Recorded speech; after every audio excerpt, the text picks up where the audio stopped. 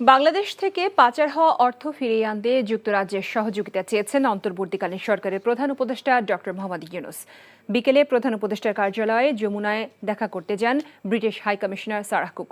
এ সময় তার কাছে পাচারের অর্থ ফিরিয়ে আনতে সহযোগিতা চান প্রধান উপদেষ্টা। জানান, ছাত্র জনতার বিপ্লবের মধ্য দিয়ে তারা রাষ্ট্র পরিচালনার দায়িত্ব নিয়েছেন, তাই দেশ থেকে পাচার হওয়া টাকা ফিরিয়ে আনতে অন্তর্বর্তীকালীন সরকার প্রতিশ্রুতিবদ্ধ।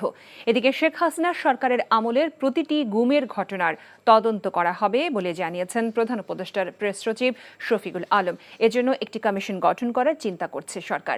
আগামী ৩০ আগস্ট আন্তর্জাতিক গুম দিবসের আগেই এই সংক্রান্ত কনভেনশনে বাংলাদেশ সই করবে বলেও জানান তিনি।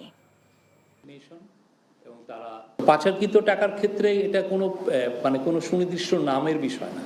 এখান থেকে যে টাকাটাই চলে গেছে সেটা ব্রিটেনে হতে পারে, এটা আমেরিকায় হতে পারে, যেই টাকাটাই চলে যাক না কেন সেই টাকাটা ট্র্যাক করা এবং টাকাটাকে ফিরে আনা, এই টাকাটা আসলে তো আমাদের এই চুরি করাটাকে বাংলাদেশের থেকে বাংলাদেশের মানুষকে, বাংলাদেশের ইকোনমিকে তারা ব্রোকেন করে, প্লান্ডার করে এই টাকাটা ওরা বাইরে পাঠিয়েছে।